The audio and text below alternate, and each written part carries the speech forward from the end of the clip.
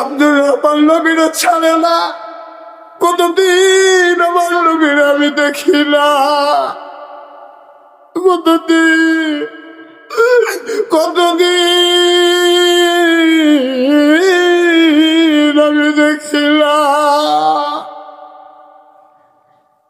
আব্দুর রহমান হাউমাউ করে কান্দে, নাক দিয়ে ঘষে ঘষে নবীর গায়ের জান্নাতি নিতেছে, জান্নাতি গ্রান আমার নবীর গায়ে।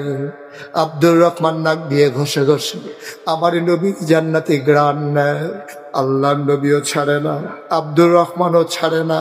কিছুক্ষণ পর আব্দুর রহমান ডাক দিয়া কয়, নবী আমার, ও নবী বলেন তো দেখি আমার অপরাধটা কি? কোনোদিন কাউরে ধমক দেই নাই, কোনোদিন কারো টাকা মেরে দেই নাই, কোনোদিন কারো উপর অত্যাচার করি নাই, কোনোদিন কেউ খালি হাতে আমার কাছ থেকে ফিরে যায় নাই, কোনোদিন আমি ঝগড়া করি নাই। ও নবী, ওরা আমার পাঞ্জাবিটা খুলে রেখে দিছে, ওরা আসতে দেয় নাই, ওরা আমার আসতে দেয় না, ওরা আটকে ফেলেছিল। আমি সারা রাতটা ঘুমাইয়া শ্বাস রাতে চুরি করে লুকাইয়া লুকাইয়া আমি মদিনায় এসেছি গো নবী। আমি ঘুমাইতে পারি নাই, আমি খাইতে পারি নাই। আমার অপরাধটা কি? আমি কি অন্যায় করেছিলাম? কেন ওরা আমার এমন করে অত্যাচার করলো? কেন তারা আমাকে আটকে রাখলো? আল্লাহ নবী কান্দার কয়, আব্দুর রহমান, অপরাধ তো তোর আর আমার একটাই অপরাধ। আল্লাহ না কোরআনে বলেছেন অপরাধ কি আর আলাদা নাকি? যেই কারণে আমি নবী মক্কায় থাকতে পারলাম না। আমার জন্ম মক্কায়, আমার শৈশব মক্কায়, আমার কৈশোর মক্কায়, আমার তারুণ্য মক্কায়, আমার যৌবন মক্কায়।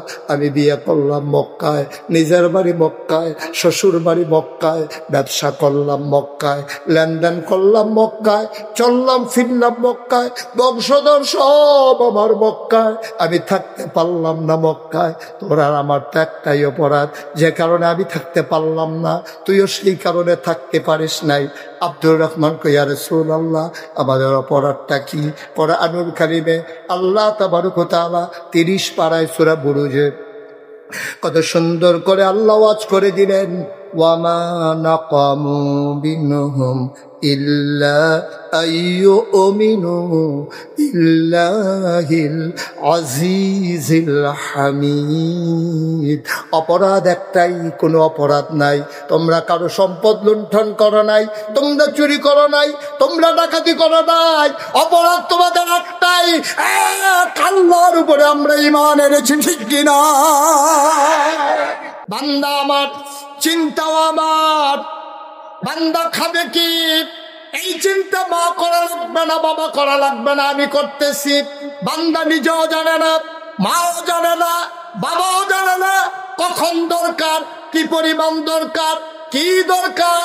চাওয়ার আগে ওই আল্লাহ রাব্বুল আলামিন মায়ের নাভির সাথে সন্তানের নাভির কানেকশন লাগাইয়া মায়ের যে রক্তটা বের হয়ে যেত মাসে মাসে, ওই রক্তটাকে বন্ধ করে আল্লাহ নাভি দিয়া কানেকশন লাগাইয়া সন্তানের পেটে ঢুকিয়ে দিলেন।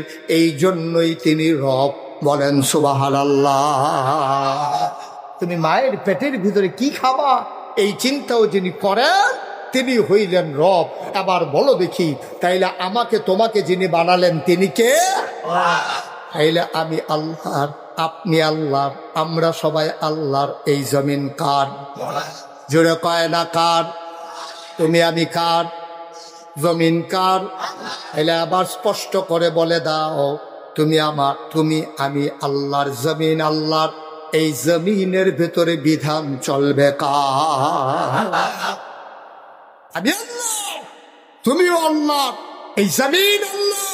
সুতরাং এই জমিনে যদি বাঁচতে চাও, জমিনে যদি শান্তি চাও, জমিন যদি এগিয়ে নিয়ে যেতে চাও, অশান্তির দাবানল থেকে শান্তির হিল্লোল যদি বহিয়ে দিতে চাও, গোটা পৃথিবীতে শান্তি যদি ফিরিয়ে দিতে চাও, তাহলে যেতে হবে যার কাছে, তার নাম হচ্ছে আল্লাহর বিধান, কোরআনুল কারীম। ঠিক কিনা বলো?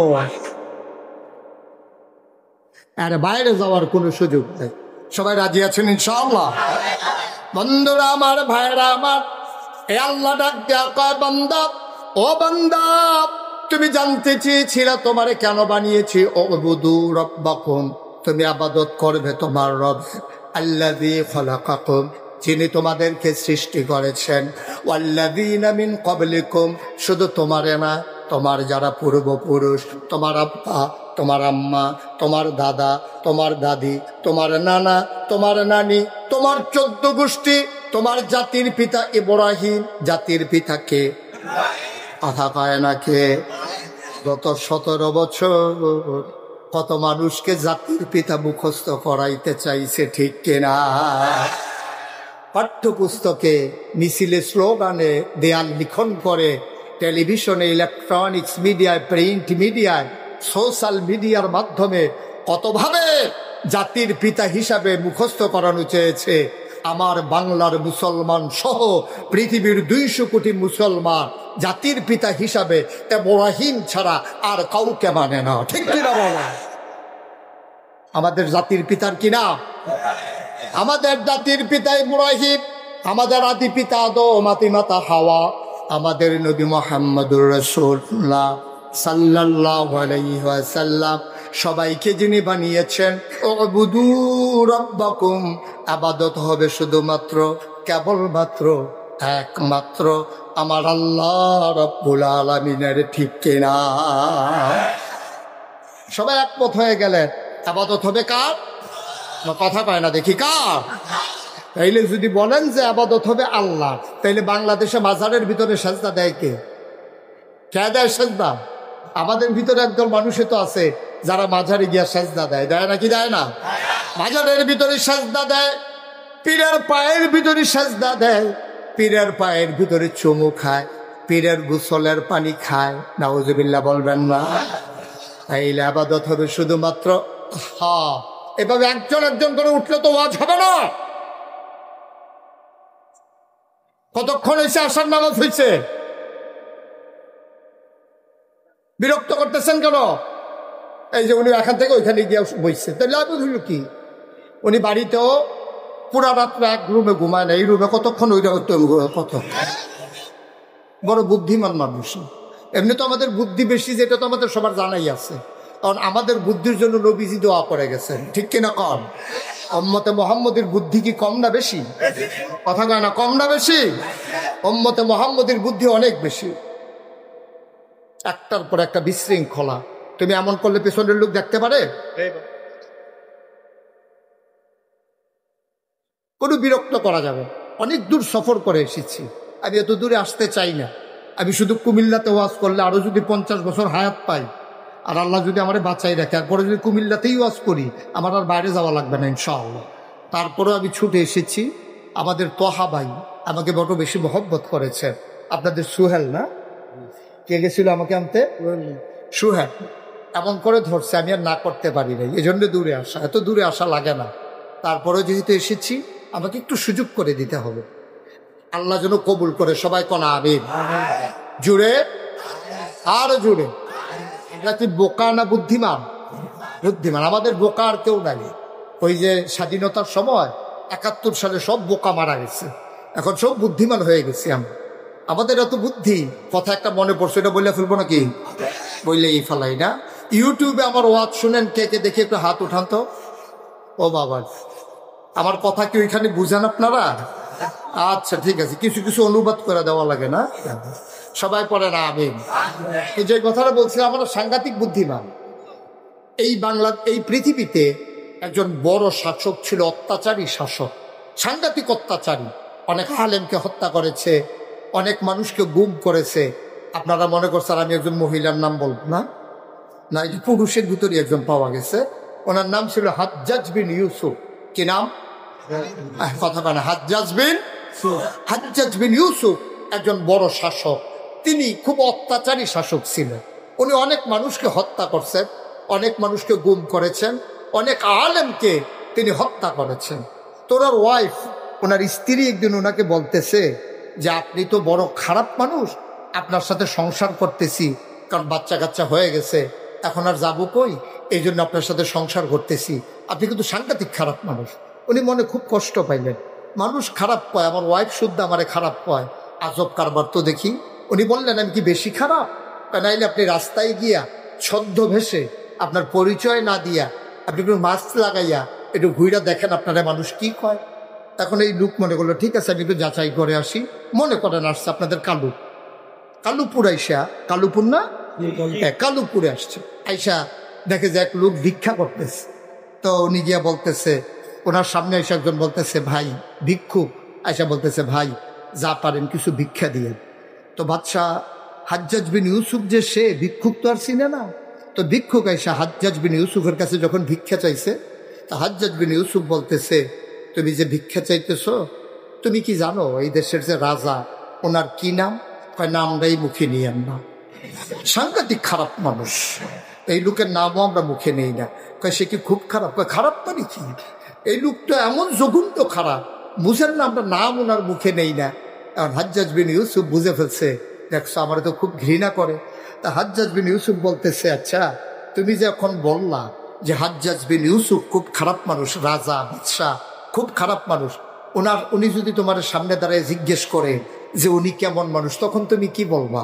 তো ভিক্ষুক খুব চালাক ছিল, ও বুঝে ফেলছে এইটাই হাজ্জাজ বিন ইউসুফ।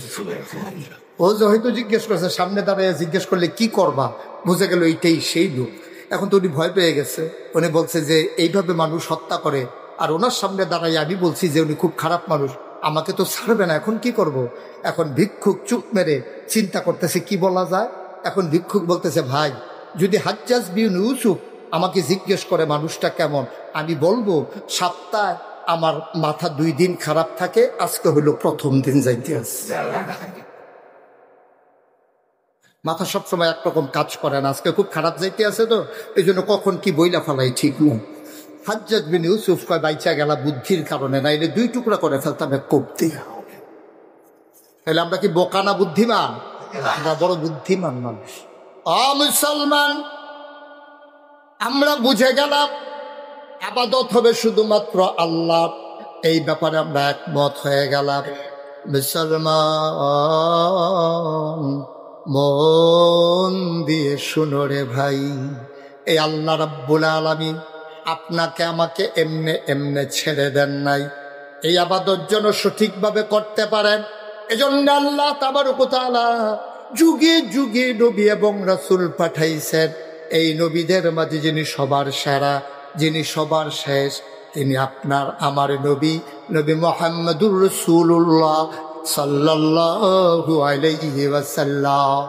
আমরা আল্লাহর কাছে জানতে চাইলাম মাওলা ও রব্বে কারীম আমরা আমাদের নবীর ব্যাপারে কি ধারণা করব। ওলামায়ে কেরাম একমত হয়ে গেলেন নবীর ব্যাপারে 3টা বড় বড় ধারণা আছে আমাদের। তিনি ইমামুল মুরসালিন, তিনি খাতামান নবিয়্যিন, তিনি রাহমাতুল লিল আলামিন। বলেন সুবহানাল্লাহ। আমরা জানতে চাইলাম মাওলা ও রব্বে কারীম এই নবীর ব্যাপারে আমরা কি ধারণা করব। আল্লাহ যেন ডাক দেয়া কয় বান্দারে, ও বান্দা আমার ব্যাপারে তোমাদের কি ধারণা? আমরা বলে দিলাম সপ্তাহের 7 দিনে, মাসের 30 দিনে, বছরের 12 মাস, সারাটা জীবন আমরা 5 ওয়াক্ত নামাজে প্রথম প্রতি রাকাতে শুরুতেই তো আপনাকে জানিয়ে দিয়েছি আলহামদুলিল্লাহি রাব্বিল আলামিন। সমস্ত প্রশংসা কেবলমাত্র শুধুমাত্র একমাত্র রব্বুল আলামিন, সমস্ত জগতের যিনি রব তার জন্যে। ও মুসলমান তাইলে আবার আল্লাহ কয় শোনো শোনো শোনো আমার ব্যাপারে তোমাদের ধারণা, আমি হইলাম সকল জায়গায় রব। আবার আমার নবীকে চিনে যাও, যত জায়গায় আমি রব। ওয়ামা আরসালনাকা ইল্লা রাহমাতাল লিল আলামিন। সবাই মজা করে পড়েন দেখি, ওয়ামা আরসালনাকা ইল্লা রাহমাতাল লিল আলামিন। যত জায়গায় আমার আল্লাহ রব, তত জায়গায় আমার নবী রহমত। আমার নবীকে রহমত। আল্লাহ কুরআনুল কারীমে সুন্দর করে আরো ওয়াজ করে দিলেন। আল্লাহ বলেন ফাবিমা রাহমাতিন মিনাল্লাহ فبما رحمة من الله لنت لهم ولو كنت فظا غليظ القلب لانفضوا من حولك فاعف عنهم واستغفر لهم وشاورهم في الأمر فإذا عزمت فتوكل على الله إن الله يحب المتوكلين سبحان الله বলবেন না আল্লাহ ডাকদা কয় ফাবিমা রাহমাতিন মিনাল্লাহ ও নবী আল্লাহর পক্ষ থেকে সবচেয়ে বড় রহমত যেটা আপনাকে দেওয়া হয়েছে লিংতালাকুম আপনার মনটাকে সবার জন্য নরম করে বানানো হয়েছে তাই আমার নবীর মনটা গরম না নরম কথা কয় না গরম না নরম মুসলমান আমার নবীর ব্যাপারে জানতে চাও সাহাবিন তাবিন তাবিন উম্মাহাতুল মুমিনিন আইম্মে মুজতাহিদিন আইম্মে শরীয়ত আইম্মে তরিকত সালফে সালিহিন উলামায়ে মুতাকাদ্দিমিন মুতাআক্খিরিন ইমাম সাহাবান মুফাসসিরিন কেরাম মুফতিয়ানে আযম সবাই মিলে একমত হয়ে গেল শোনো 1,24,000 বলো আর 2,24,000 বলো এক একজন নবীর আল্লাহ একটা নিয়ামত দিয়েছেন আদম সফিউল্লাহ নূহ আদমে সানি ইব্রাহিম খলিলুল্লাহ ইসমাইল জাবিউল্লাহ মুসা আলিমুল্লাহ ঈসা রূহুল্লাহ সুলাইমান নবীর দিল রাজত্ব ইউসুফ নবীর দিল সুন্দর কণ্ঠ দাউদ ইউসুফ নবীর দিল সুন্দর চেহারা দাউদ নবীর দিল সুন্দর কণ্ঠ আমরা জানতে চাই আমাদের নবী সবার সেরা নবী আমাদের নবী সবার শেষ নবী আমাদের নবী হইল রহমতের নবী আমার নবীকে আল্লাহ আপনি কি দিয়েছেন আল্লাহ যেন ডেকে ডেকে কয় সবাই মিলে একমত হয়ে গেল সবাই মিলে মিশে রায় দিয়ে দিল 1,24,000 বলো আর 2,24,000 বলো সকল নবী এবং রাসূল মিলে যা আমার নবীজি একাইতা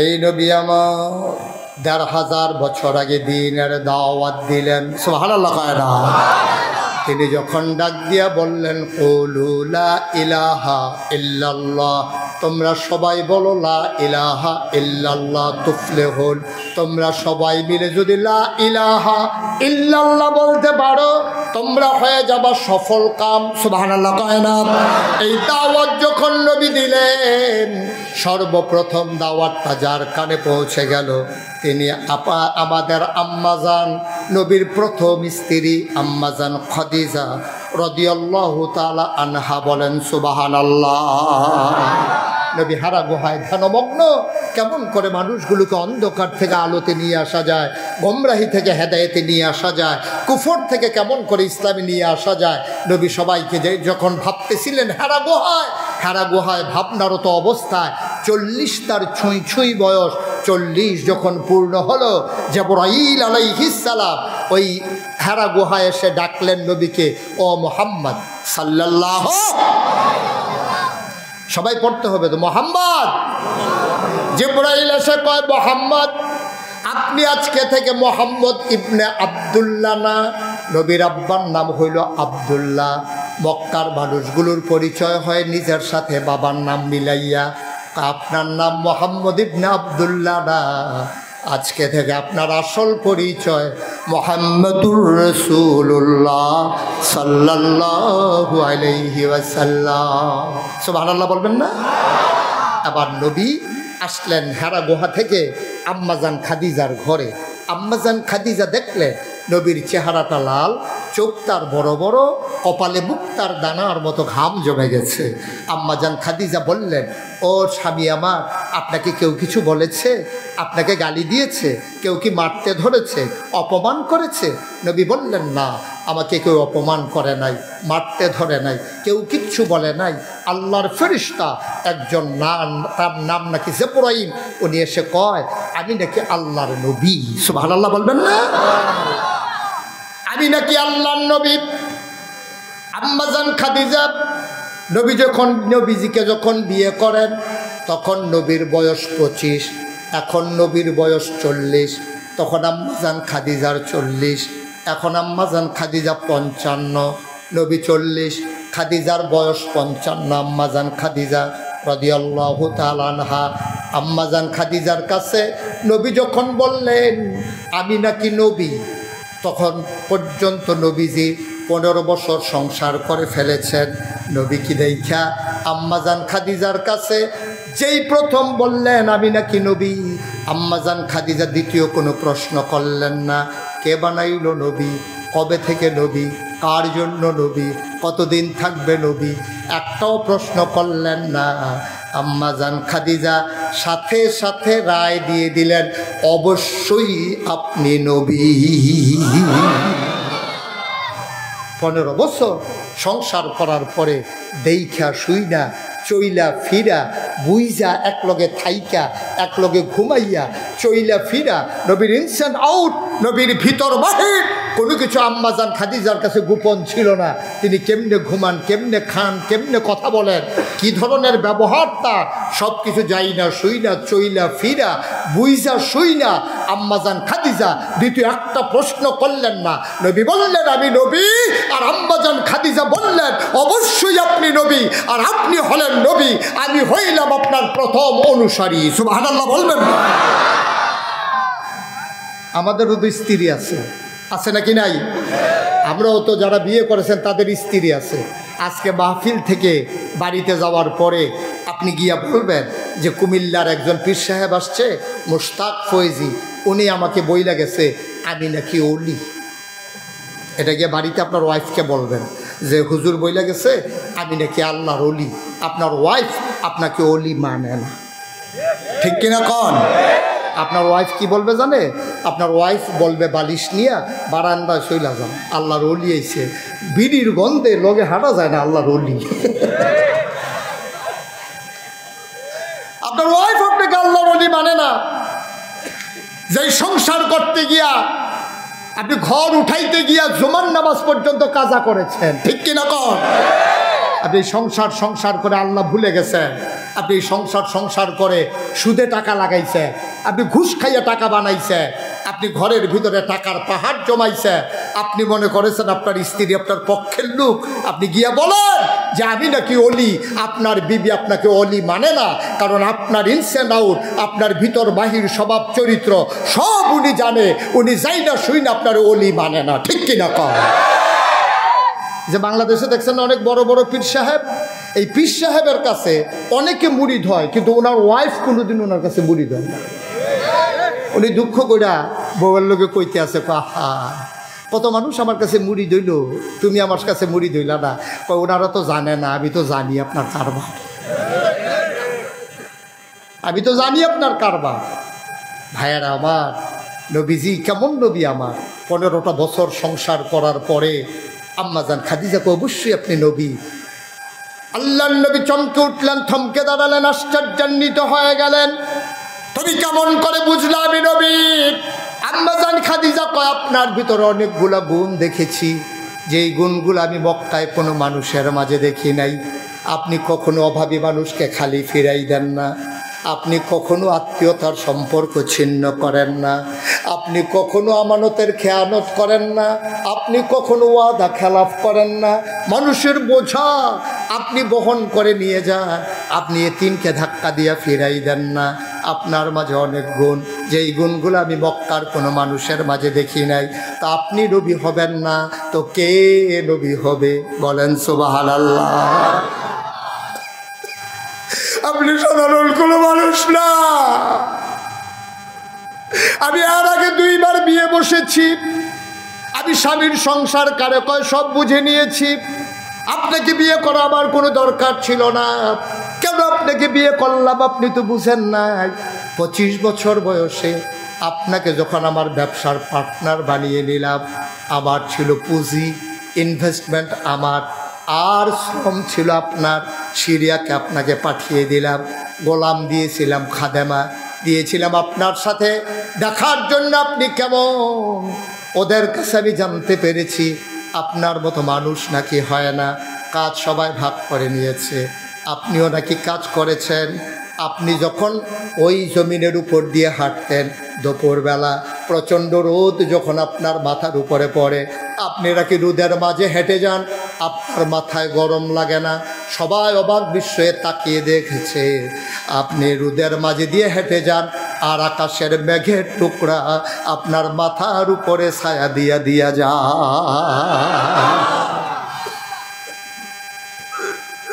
আপনি নবী হবেন না কে হবে? আপনি যখন মরুভূমির উপর দিয়ে হাঁটেন, এবড়ো থেবড়ো কোনা বেরো হওয়া পাথরগুলা যখন আপনার পায়ের নিচে পড়ে যায়, আপনি হরদম সে হেঁটে যান, আপনি পা বাড়িয়ে হেঁটে যান, আপনি একবারের জন্য ব্যথা পান না। সাহাবারা পেছন থেকে অপেক্ষা করে কেন মানুষটা ব্যথা পায় না। দৌড়ে দৌড়ে মানুষগুলো পেছনে পেছনে দৌড়ায়। দৌড়ে গিয়ে আপনার কদমের নিচে পড়া পাথরটাকে হাতে নিয়ে দেখে যেই পাথরটা পায়ের নিচে পড়লে আপনি ব্যথা পাওয়ার কথা, ওই পাথরটা আপনার কদমের ইজ্জতে শক্ত পাথর তুলার মতো নরম হয়ে গেছে। আপনি তো সেই মানুষ, আপনি তো সেই মানুষ। তা আপনি নবী হবেন না তো হবে কে? এই মানুষটা যখন নবুয়ত ঘোষণা করলো, মক্কার সবাই কি পক্ষে চলে গেছে? কথা কোন পক্ষে চলে গেছে? তা আপনি এখন বাংলাদেশের সবাই পক্ষে থাকবে এটা আশা করেন কেমনে? কেমনে আশা করেন এটা? আপনি দিনের পথে চললেই সবাই দিনের পক্ষে হয়ে যাবে, আপনি আশা করেন কেমনে? আপনি মনে রাখবেন, সেই ১৫০০ বছর আগে দ্বীনের যারা অনুসারী হয়েছিল, তৎকালীন কাফেরেরা যেমন ছেড়ে দেয় নাই, আজকে যারা দ্বীনের পথে চলতে চান, আল্লাহর জমিনে আল্লাহর দ্বীন কায়েম করতে চান, মনে রাখবেন এই পথে আসার আগে সিদ্ধান্ত নিতে হবে। মামলা হবে, হামলা হবে, জেল জুলুম নির্যাতন হবে, প্রয়োজনে জীবন দেওয়া যাবে, ঈমান দেওয়া যাবে না। রাজি আছো কিনা? হাত তুলে দেখো।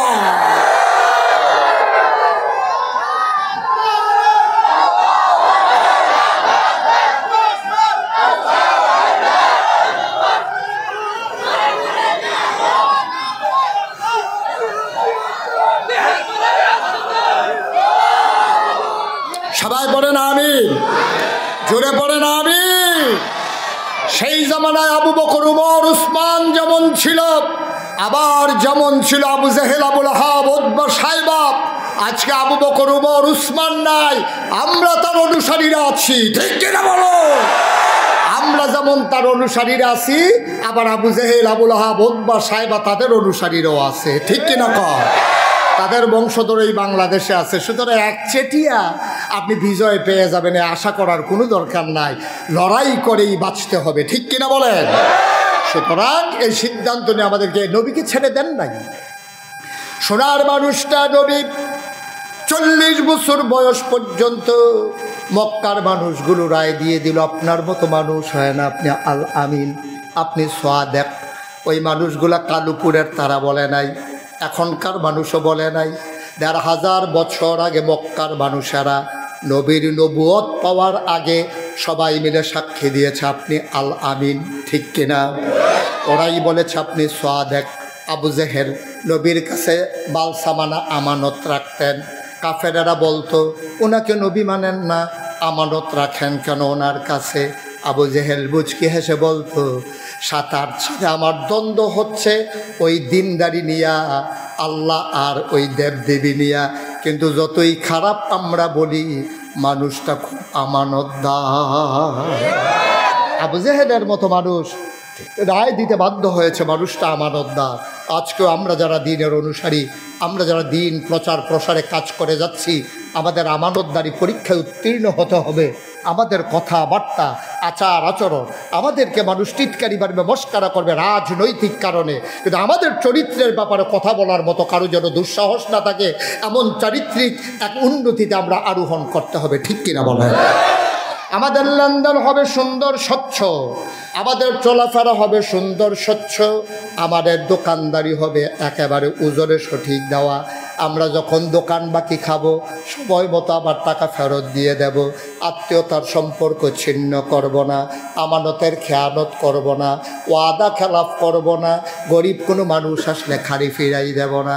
আল্লাহর নবী ১৫০০ বছর আগে নবীর দ্বীনের দাওয়াত যখন দেওয়া শুরু করলেন, মুসলমান বারবার তারা নবীকে বাধাগ্রস্ত করলো, পাথর মারল, উটের নাড়ি বুড়ি চাপাই দিল, নবীকে গলার ভিতরে চাদর দিয়ে পেঁচিয়ে হত্যা করতে চাইল। নবীরে তারা রাখতে চাইল না, মেরেই ফেলবে। সিদ্ধান্ত হলো দারুন নাদওয়ায় তৎকালীন সংসদে আল্লাহ জানিয়ে দিলেন, জিবরাইল, ও জিবরাইল, আমার নবীকে জানিয়ে দাও মাঝরাতে আমার নবী ঘুমের মাঝে আছেন, গভীর ঘুমে মগ্ন। জিবরাইল আলাইহিস সালাম নবীর কাছে গিয়ে সালাম দিয়ে দিলেন, আসসালাতু ওয়াসসালামু আলাইকা ইয়া রাসূলুল্লাহ, আসসালাতু ওয়াসসালামু আলাইকা ইয়া হাবিবাল্লাহ, আসসালাতু ওয়াসসালামু আলাইকা ইয়া শাফিউল মুজনুবিন, আসসালাতু ওয়াসসালামু আলাইকা ইয়া রাহমাতাল লিল আলামিন। নবী বললেন, ওয়ালাইকুম আসসালাম। কেন তুমি এত রাতে ডাকো? আল্লাহর ফায়সালা হয়েছে, কাফেররা মিটিং করেছে, আপনাকে ওরা মেরে ফেলবে। নবী গো, ও নবী, আপনি চলে যান মদিনায়, আর মক্কায় থাকা যাবে না, আল্লাহর ফায়সালা। নবী উঠলেন, আবু বকরকে ডাকলেন, লম্বা ঘটনা। তিনি চলে গেলেন মদিনায়। মদিনায় যখন চলে গেলেন, কাউকে বলে যান নাই, মুসলমান যারা তারাও জানে না। মক্কার একজন আশিকে রাসূল, নবীর বড় প্রেমিক, একটা ভালো মানুষ, সুন্দর মানুষ, ফ্যাশনেবল মানুষ, নাম ছিল আব্দুর রহমান ইবনে আউফ। সুবহানাল্লাহ কয় না? কি নাম? আব্দুর রহমান। এতটুকু মনে রাখেন, বাবার নাম মনে না রাখলেও চলবে। ওনার নাম ছিল আব্দুর রহমান ইবনে আউফ। আব্দুর রহমান জান্নাতের সুসংবাদ প্রাপ্ত একজন মানুষ।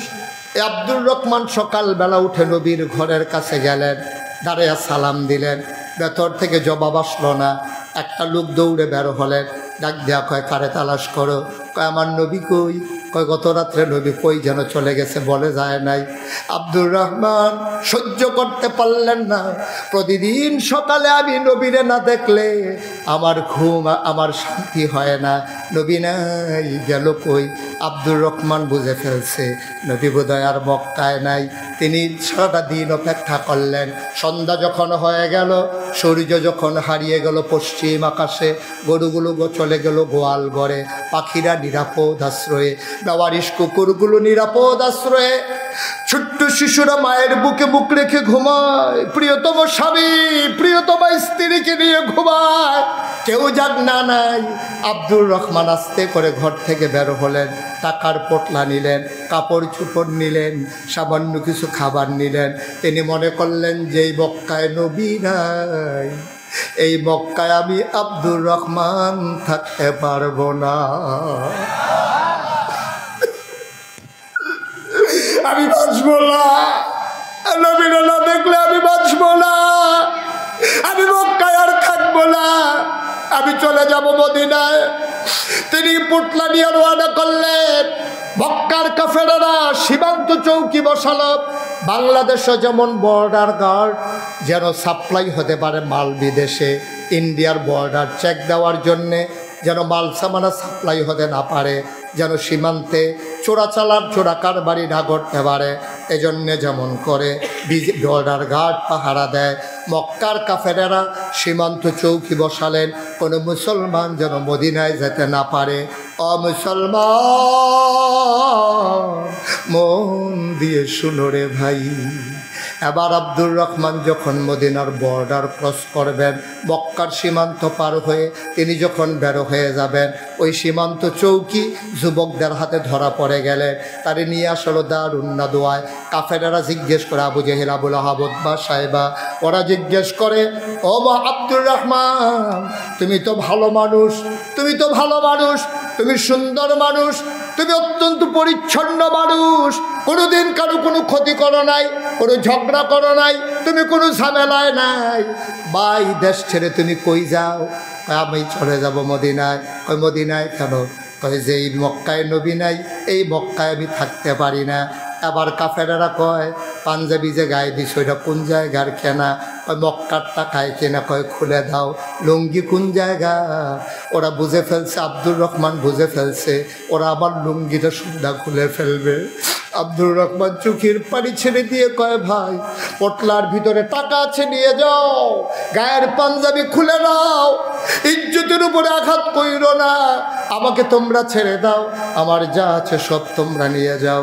আব্দুর রহমান কাঁদতে কাঁদতে ঘরে চলে গেলেন। সারা রাত তিনি ঘুমাইতে পারলেন না। শেষ রাতে সবাই যখন গভীর ঘুমে আচ্ছন্ন, তিনি আস্তে করে উঠে পড়লেন। সীমান্তে যে যুবকেরা ওরাও ঘুমায়, আব্দুর রহমান দ্রুত বেগে ওই বর্ডার ক্রস করলেন, হাঁটতে শুরু করলেন। রাতের বেলা তিনি হাঁটেন, দিনের বেলা কোনো পাহাড়ের গুহায় লুকিয়ে থাকে। এমনি এমনি ইসলাম পাও নাই, এমনি এমনি ইসলাম পাও নাই। রক্তের বিনিময়ে, জীবনের বিনিময়ে, ঘামের বিনিময়ে ইসলাম, বড় কষ্টের ইসলাম আব্বা। এমনি এমনি ইসলাম পাও নাই রে ভাই। আব্দুর রহমান রাতের বেলা হাঁটে, দিনের বেলা পাহাড়ের গুহায় ঘুমায়। হাঁটতে হাঁটতে ঘুরতে ঘুরতে খাওয়া নাই, গোসল নাই, ঘুম নাই, চোখ তার চলে গেছে গর্তে, গালের হাড্ডি বের হয়ে গেছে, পরনে কাপড় নাই, ধরা পড়ে যাবে এই ভয়ে কাপড়ও আনতে পারে নাই। দিন যায় রাত যায়, পথ আর ফুরায় না।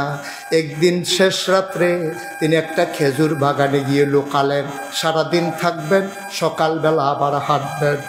একেবারে সুবহি সাদেক পার হয়ে সূর্য উদয় হবে, ফজরের ওয়াক্ত যখন হয়ে গেল, খেজুর বাগানে বসে বসে আব্দুর রহমান শুনলেন কে যেন মসজিদের মিনার থেকে ডাকে, হাইয়া আলাস সালাহ, হাইয়া আলাল ফালাহ। আব্দুর রহমান বুঝলেন আমি বোধহয় মদিনা সীমান্তে চলে এসেছি। তিনি আবার বের হয়ে দিলেন দৌড়। দৌড়ে দৌড়ে দৌড়ে দৌড়ে মসজিদের কিনারে গেলেন। ঠান্ডা পানি দিয়ে ওযু করে তিনি মসজিদের এক কোনায় বসে রইলেন। উনিও কাউরে চিনে না, ওনারেও কেউ চিনে না। নবীজি ঢুকলেন, নামাজ শুরু হয়ে গেল। নামাজ শেষ হয়ে গেল, নবী আবার ঘুরে বসলেন সাহাবাদের দিকে। নবীর একটা অভ্যাস ছিল, নামাজ শেষ করে সবার দিকে ঘুরে বসে খোঁজ খবর নিতেন। তিনি যখন ঘুরে বসলেন, ঘুরে বসার পরে তিনি তাকাইয়া দেখলেন কোনার ভিতর একটা মানুষ বসে আছে, গায়ে কাপড় চোপড় নাই, চোখ তার গর্তে, গালের হাড্ডি বের হয়ে গেছে, একেবারে পাঁজরের হাড়গুলা পর্যন্ত গোনা যায়। আমার নবী বললেন ওই কোনায় একটা মানুষ দেখা যায়, কে রে? মক্কায় আমার একটা আদরের সাহাবা ছিল, নাম ছিল আব্দুর রহমান। মক্কায় একটা পাগল সাহাবা ছিল, আমার নাম ছিল তার আব্দুর রহমান। সে বড় পাগল ছিল, তার মক্কায় রেখে আমি চলে এসেছি। মানুষটা দেখতে তো আমার আব্দুর রহমানের মতো। কে এইটা? দাঁড়াও দেখি। আব্দুর রহমান আস্তে করে দাঁড়াইয়া চোখের পানি ছেড়ে দিয়ে কয়, নবী গো, ও নবী, যারে দেখতে আব্দুর রহমানের মতো মনে হয় এটা আব্দুর রহমানের মতো না, আমি আপনার আব্দুর রহমান, আমি আপনার আব্দুর রহমান। আল্লাহর নবী কয়, কি সুন্দর চেহারা ছিল তোমার, চোখগুলো ছিল টানা টানা, ভাষা ভাষা, চোখ তো দেখি গড়তে চলে গেছে, হাড্ডি বের হয়ে গেছে, একেবারে পাঁজরের হাড় সহ গোনা যায়। আব্দুর রহমান, কে তোর এই অবস্থা বানাইল রে? আয় আয় আয়, আমার কাছে আয়। সাহাবারা রাস্তা করে দিলে আব্দুর রহমান মৃদু পায়ে নবীর দিকে হাঁটতেছেন। আল্লাহ নবী উঠে দাঁড়ালেন, হাত দুটো ছড়িয়ে দিলেন। আব্দুর রহমান মৃদু পায়ে গিয়ে আল্লাহ নবীর কাছে যখন গেলেন, নবী হাত দিয়া টেনে বুকের মাঝে জড়াইয়া ধরলেন। আব্দুর রহমানও নবীকে জড়িয়ে ধরেছেন। আব্দুর রহমানের চোখের পানি দিয়া নবীর বুক ভিজে যায়, নবীর চোখের পানি দিয়া আব্দুর রহমানের পিঠ ভিজে যায়। আব্দুর রহমান নবীর ছাড়ে না। কতদিন আমার নবীর আমি দেখি না, কতদিন কতদিন আমি দেখি না। আব্দুর রহমান হাউমাউ করে কান্দে, নাক দিয়ে ঘষে ঘষে নবীর গায়ের জান্নাতি নিতেছে, জান্নাতি গ্রান আমার নবীর গায়ে। আব্দুর রহমান নাক দিয়ে ঘষে ঘষে আমার নবীর জান্নাতি গ্রান নেয়। আল্লাহর নবীও ছাড়ে না, আব্দুর রহমানও ছাড়ে না। কিছুক্ষণ পর আব্দুর রহমান ডাক দেয়া কয়, নবী আমার, ও নবী বলেন তো দেখি আমার অপরাধটা কি? কোনোদিন কাউরে ধমক দেই নাই, কোনোদিন কারো টাকা মেরে দেই নাই, কোনোদিন কারো উপর অত্যাচার করি নাই, কোনোদিন কেউ খালি হাতে আমার কাছ থেকে ফিরে যায় নাই, কোনোদিন আমি ঝগড়া করি নাই। ও নবী, ওরা আমার পাঞ্জাবিটা খুলে রেখে দিছে, ওরা আসতে দেয় নাই, ওরা আমার আসতে দেয় না, ওরা আটকে ফেলেছিল। আমি সারা রাত না ঘুমাইয়া শ্বাস রাতে চুরি করে লুকাইয়া লুকাইয়া আমি মদিনায় এসেছি গো নবী। আমি ঘুমাইতে পারি নাই, আমি খাইতে পারি নাই। আমার অপরাধটা কি? আমি কি অন্যায় করেছিলাম? কেন ওরা আমার এমন করে অত্যাচার করলো? কেন তারা আমাকে আটকে রাখলো? আল্লাহ নবী কান্দে আর কয়, আব্দুর রহমান, অপরাধ তো তোর আর আমার একটাই অপরাধ। আল্লাহ না কোরআনে বলেছেন অপরাধ কি আর আলাদা নাকি? যেই কারণে আমি নবী মক্কায় থাকতে পারলাম না। আমার জন্ম মক্কায়, আমার শৈশব মক্কায়, আমার কৈশোর মক্কায়, আমার তারুণ্য মক্কায়, আমার যৌবন মক্কায়। আমি বিয়ে করলাম মক্কায়, নিজের বাড়ি মক্কায়, শ্বশুর বাড়ি মক্কায়, ব্যবসা করলাম মক্কায়, লেনদেন করলাম মক্কায়, চললাম ফিরলাম মক্কায়, বংশধর সব আমার মক্কায়। আমি থাকতে পারলাম না মক্কায়। তোর আর আমার তো একটাই অপরাধ, যে কারণে আমি থাকতে পারলাম না, তুইও সেই কারণে থাকতে পারিস নাই।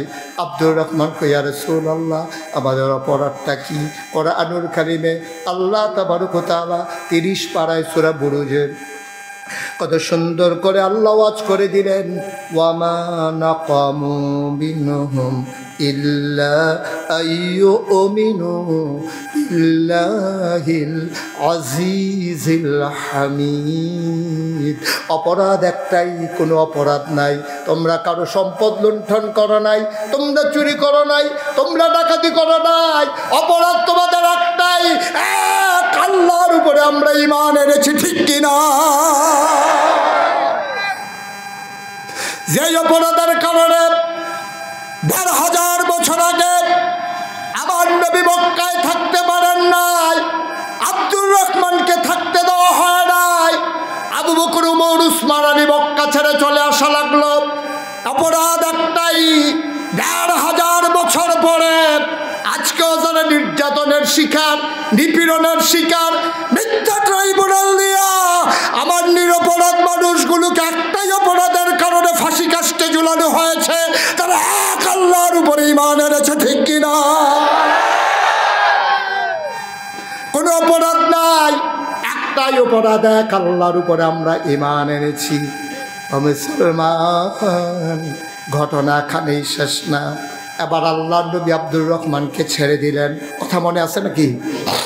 আব্দুর রহমানকে ছেড়ে উঠে দাঁড়ালেন। আবার ডাক দেয়া কয়, ও মদিনার সাহাবারা, গত কিছুদিন আগে তোমাদের সবাইকে একজন একজন করে ভাই দিছিলাম, এখন তো আমার আব্দুর রহমান আসছে, কে তোমরা তারে দিনই ভাই বানাই নিয়ে যাবা?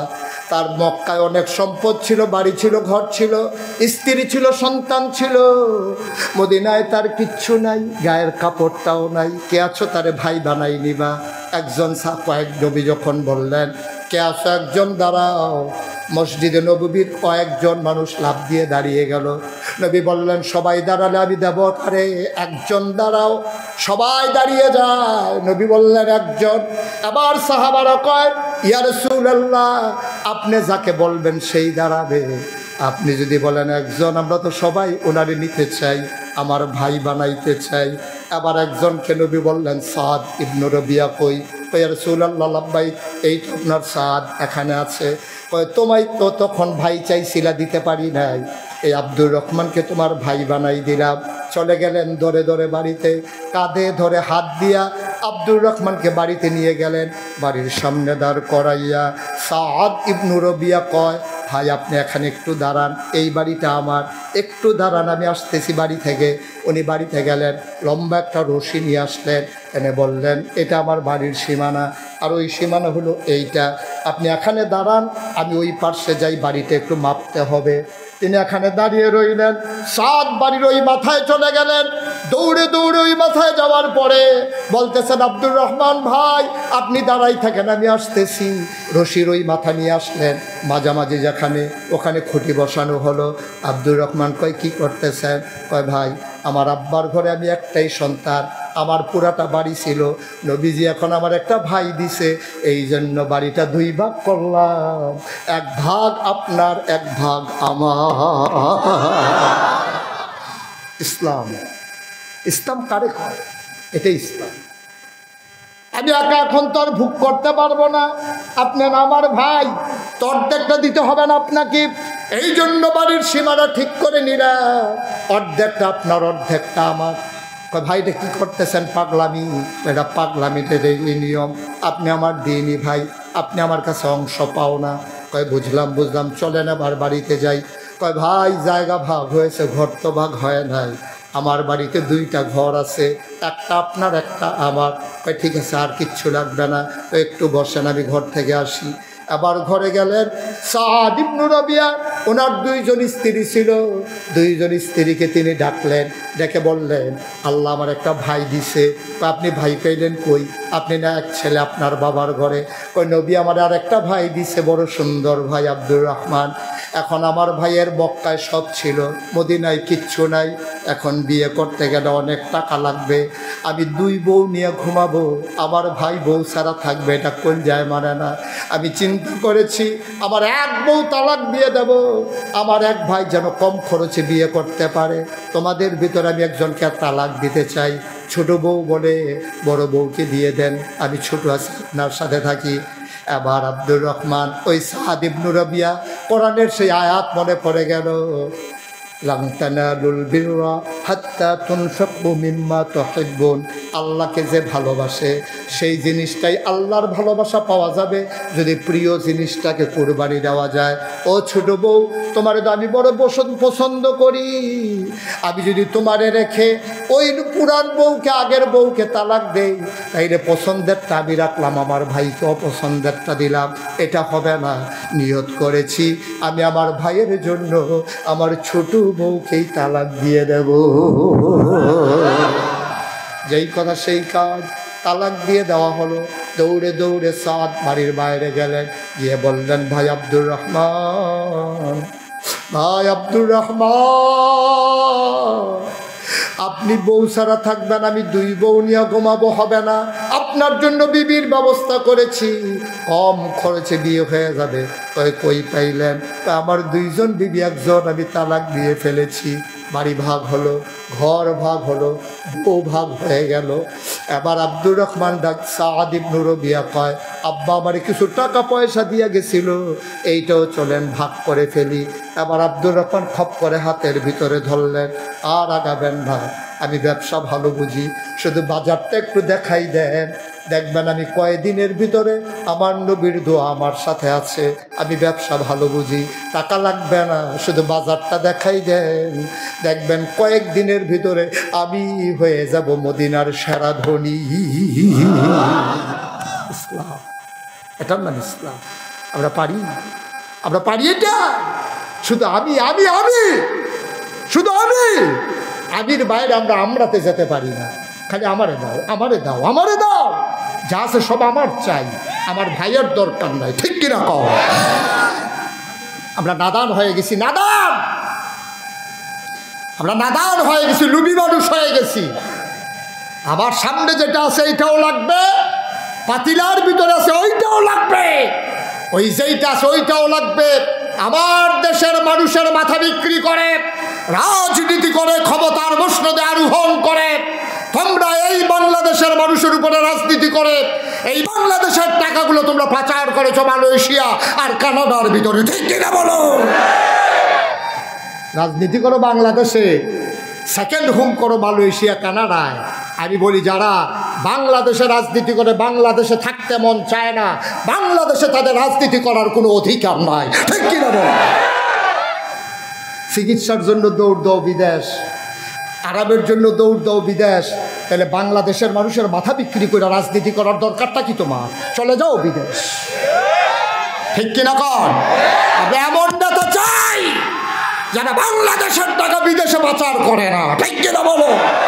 আমরা এমন নেতা চাই যাদের চিকিৎসার দরকার লাগলে তারা সিঙ্গাপুরে যায় না, বাংলাদেশের চিকিৎসায় তারা বিশ্বাস করে। ঠিক কিনা বলো?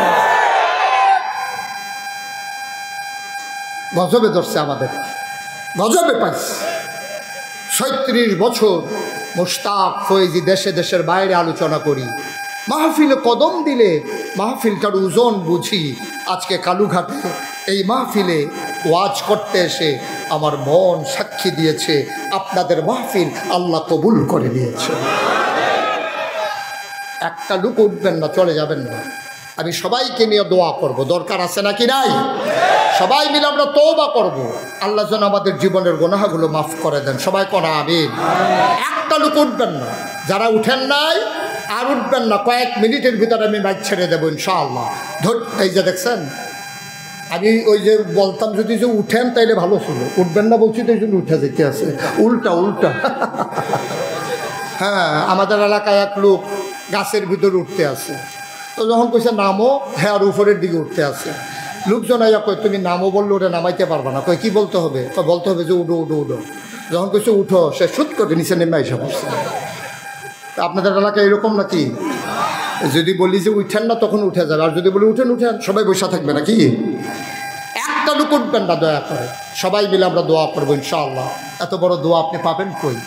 হাজার হাজার মানুষকে নিয়ে আপনার আব্বার জন্য দোয়া হবে, আপনার আম্মার জন্য দোয়া হবে। আপনি চারটিখানি কথা মনে করেছেন, আল্লাহ যেন কবুল করে। সবাই পড়ে না আমিন। শুরুতেই লেখা আছে কবরস্থানের উন্নয়ন কল্পে আজকে এই বিশাল মাহফিলের আয়োজন করা হয়েছে। গুরুস্থান কবরস্থানের উন্নতি কল্পে। তা আমার ভাই, তার আগে আল্লাহর খাস মেহরবানি তহা ভাই, উনি সুন্দর করে আপনাদের কাছে হাত। আহা, কি হইল ভাই? এই যুবকটারে ধৈর্য দুইজনে বসাই দেন তো। এই কালো গেঞ্জি, এই বসা। এখন থেকে যে উঠবে তার আর বিচার হবে না, যাদের কাছ থেকে উঠবে তাদের বিচার হবে। যে আপনারা থাকতে সে উঠলো কেমনে? এখন থেকে যারা বসে আছেন তাদের বিচার হবে, যে উঠবে তার কোনো বিচার নেই। সে তো বুঝেই না, সে বুঝলে তো উঠতো না। সে বুঝেন, আপনি তো বুঝেন, তা আপনি তার উঠতে দেন কেন? বসাই রাখেন। চিনি তো এমন একটা জিনিস, চিনি চিনি বুঝেন? আরে চিনি চিনেন না? চায়ের সাথে যা খায় এটা কি কো আপনাদের দেশে? চিনি। এখন এই যে আমাদের আজকের সভাপতি আশরাফ ভাই, আর আশরাফ ভাইয়ের আমি একটা 30 থেকে যদি 1 চামচ চিনি দিই, উনি যদি খায় ওনার কাছে কি তিতা লাগবে না মিষ্টি লাগবে? আচ্ছা, ওনার 1 চামচ চিনি দিছি, উনি মুখ বন্ধ করে আছে। আমি বললাম যে ভাই হাত করেন, একটু চিনিটা খান। উনি কেমন? এখন যদি ওনার সুন্দর করে চাপা দিয়া ধইরা পিছন দিক দিয়ে হাত বাইন্দা তারপরে জোর করে হাত করাইয়া চিনি মুখে লাগাই দেয়, তাইলে কি তিতা লাগবে না মিষ্টি লাগবে? চিনি এমন একটা জিনিস, এটা ইচ্ছা করে খাইলেও মিষ্টি, এটা জোর করে খাওয়াইলেও মিষ্টি। ওয়াজ এমন একটা জিনিস, কেউ ইচ্ছা করে শুনলেও সব, তারে বাইন্দা শোনাইলেও সব। সেটা কাউকে উঠতে দেওয়ার দরকার নেই, সবাইকে বসাই রাখেন। আমিন কন, জোরে কন, আর জোরে। 2-1 মিনিট সময় আপনাদের কাছ থেকে চেয়ে দিলাম। এই গুরুস্থান এখানে আমরা সবাই যাব। আমি হয়তো এই গুরুস্থানে আল্লাহ তাকদিরে রাখলে এই গুরুস্থানেও আমার দাফন হতে পারে, কিন্তু সুনিশ্চিতভাবে এই এলাকায় যারা আছেন নর্মালি চিন্তা করলে আপনাদের জন্য এই গুরুস্থান করা হয়েছে, কিন্তু গুরুস্থানের উন্নয়ন হয়নি, গুরুস্থানের কিছু কাজ বাকি আছে। আমার ভাই, আমি আসার পরে যিনি আমাকে সময় দিয়েছেন, আমার সাথে একসাথে খেয়েছেন, সঙ্গ দিয়েছেন, আপনাদের এলাকার মুরব্বী। ও মুরব্বী তো বলা যাবে না, না মুরব্বী বইলে তো বিপদে আছি। কথা যেটা মনে পড়ছে এটা কি বইলে ফেলবো নাকি? এই বছর হজে গেছিলাম আশরাফ ভাই। কই গেছিলাম? হজে হজে মক্কা শরীফ। মক্কা শরীফে তো হজে গেছিলাম আর কি। এই কই গেছিলাম? কথা বলা কই? আমি যখন হজে গেছি তো মিসফালায় আমি ঘুরতেছি, এমন সময় দেখি ছোটো 2টা বাচ্চা তার আব্বা আম্মাকে তাই না আমার সামনে আইনা দাঁড় করাইছে। ওই দেশের বাচ্চা। আমি তো বললাম যে ভাবলাম কিরে বাচ্চাগুলা ওর আব্বা আম্মারা আমার সামনে আনতেছে কেন? দুজন যখন আমার সামনে আসছে তখন বাচ্চাগুলো আমার দিকে আঙ্গুল দিয়া দেখাইয়া বলতেছে মুরব্বি মুরব্বি। আমি বললাম বেড়া তোদের দুঃখে বাংলাদেশ থেকে আইসা বললাম, এখন দেখছি সৌদি আরব আমার গেরাও দিয়া ফেলাইছে ভাই, এখন বুড়খা গায়ে দেওয়ার বাকি রয়েছে। আল্লাহ যেন হেফাজত করে, সবাই কনা আমিন।